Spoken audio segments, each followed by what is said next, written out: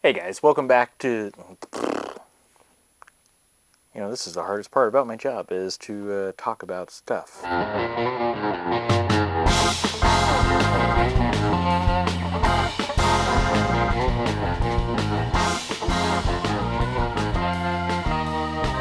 guys, welcome back to the channel. I'm Nobody, and we're at the Untrained Unprofessional Workbench to finish the 1911 project.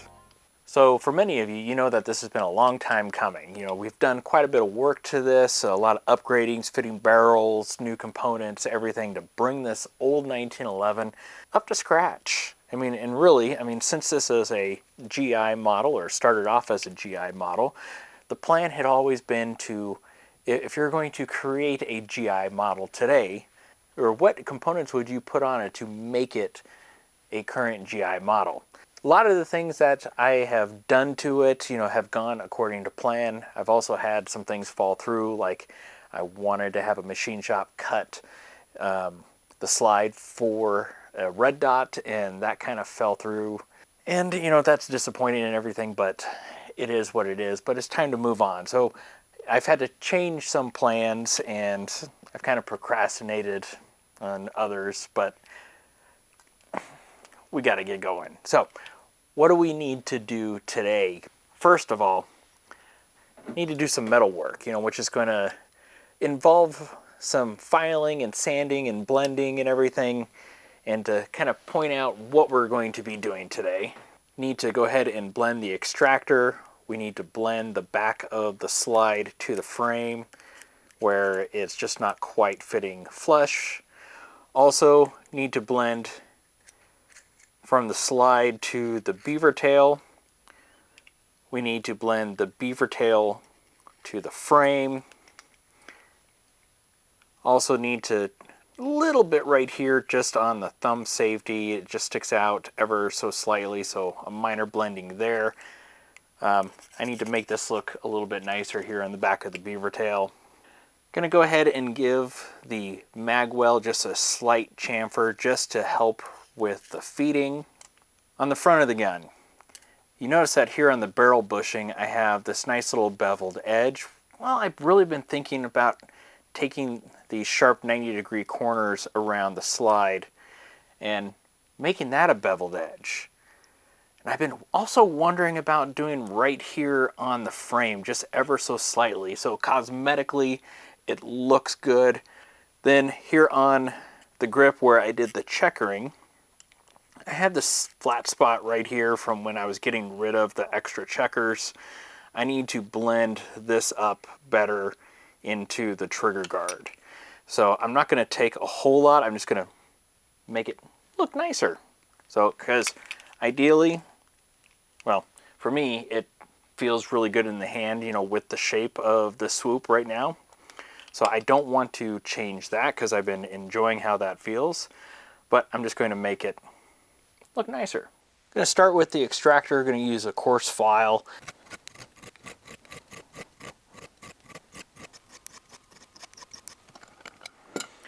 Alright, so I switched over to the finer file just because I'm getting closer to the slide, and with the coarse file I don't want to put deep scratches into it that I'd have to try to take out later, so a little more manageable with a finer file. And then once I'm pretty flush, I'll go ahead and move over to the slide to the frame fit to where there's a little bit of a lip right here. I'll go ahead and blend that in, make it nice and smooth. The majority of the filing is done. I will need to come in with some different sandpaper grits and knock down the rest of my filing marks and kind of blend it kind of smooth. Now I'm going to work on the frame to slide transitions here.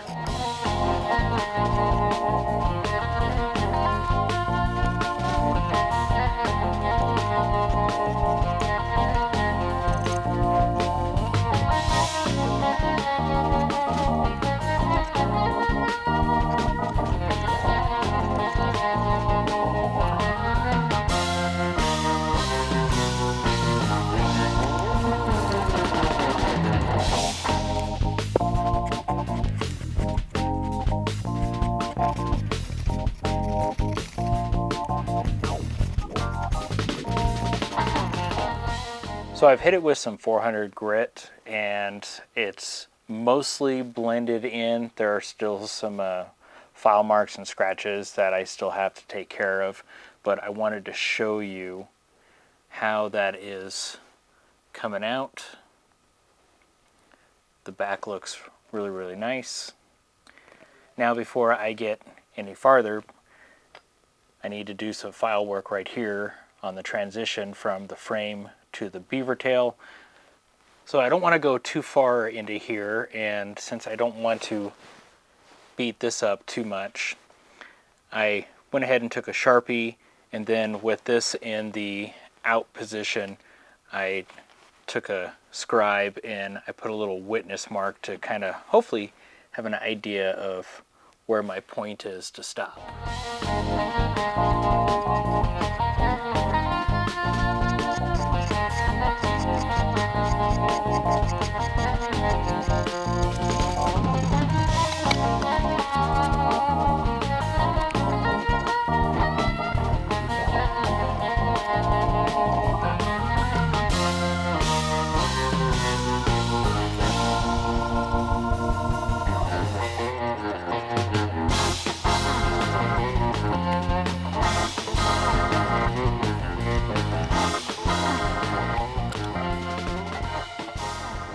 So I got my lines mostly established. Again, I need to finish taking out my scratch marks and do all that kind of touch up there. All right, so the next part is blending the grip safety to the frame. So I need to get this part a little bit closer to match and also move this line up just a little bit, kind of like what I've done here on the other side. So this is still pretty rough, but it's close to where I need it. I still have some more finishing to go, but I wanted to kind of show you kind of what I am looking for.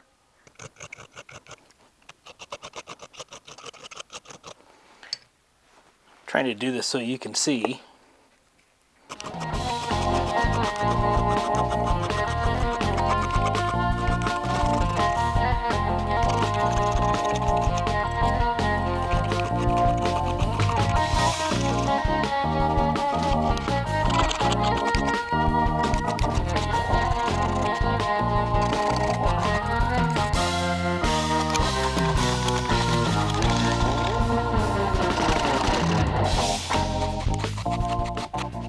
So the other side is blended in, and again I just need to go ahead and smooth it all out, and I'll probably end up using Kratex cones and other bits for doing that just for the sake of time, but just kind of wanted to show you how it was looking. Now I'm going to go ahead and do the Magwell. I'm just going to give it a slight bevel just to increase the ease of the magazines going in. Well, that's nice, that fits right in there. This file has smooth sides, so that way I'm not cutting into the side, but I'm just going to do small chamfer just because this area is pretty thin. I don't want to lose a whole lot of material.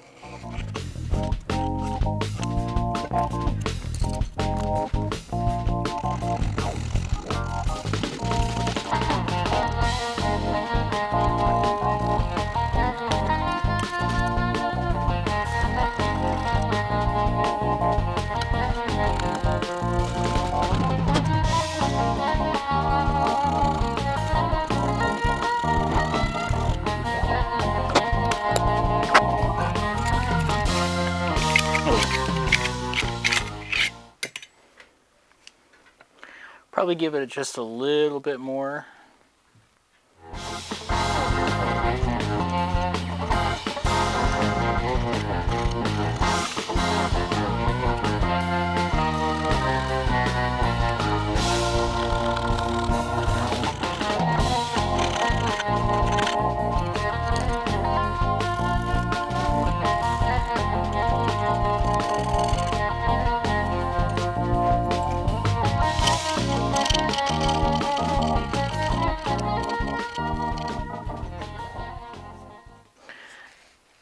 So right now I'm just taking off the sharp corners that I created.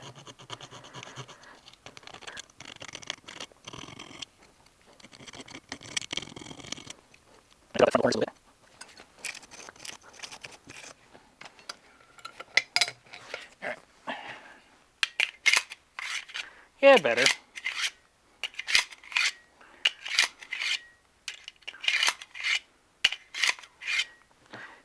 Definitely a little faster. That was worth doing. That's what she looks like.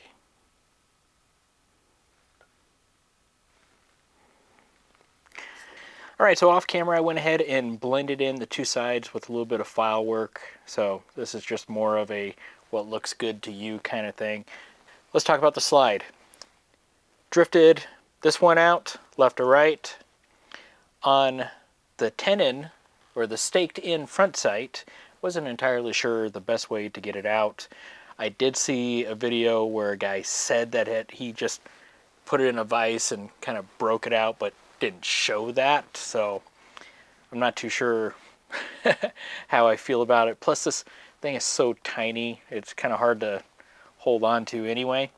So what made sense to me is I took a little ball cutter and I just relieved material inside of that tenon to give the material some where to flex into. So as I took a punch, kind of started knocking it out until it started coming clear of the slide, and then I put it in the vise and lifted up on it and pulled it out. So here's what it looks like. You can see where I kind of cut it out right there, but it's a tiny little guy, isn't it?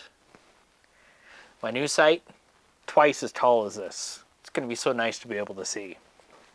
Going to go ahead and relieve a little bit, or a little bevel around the front of the slide, just so we can match the bushing. And then hopefully by the time I'm done with that, I'll decide whether I'm going to put a slight chamfer on here. I mean, there's really not a whole lot of material on there, is there?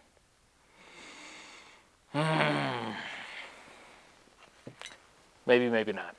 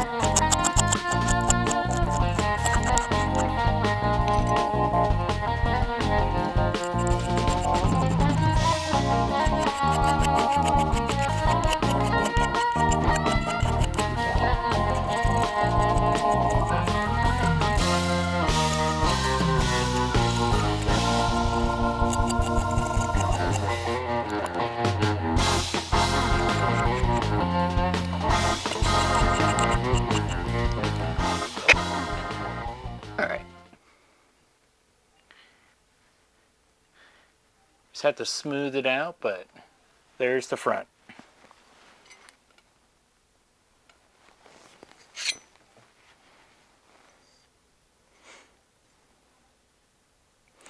Nah, I'm not going to do it.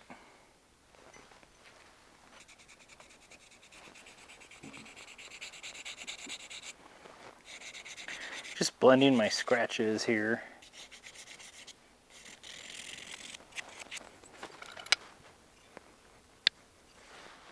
Okay, that looks good. Went ahead and did just underneath the trigger guard, blended all that. This is all going to be sandblasted, so that way it roughs up the surface for the mag phosphate finish that I'm going to put on it. So it doesn't have to be 100% perfect, but I want it as close as possible. I'm using some 240 grit to blend this, smooth it out. Using just a small piece of pine. Actually, this is oak as my nice flat piece.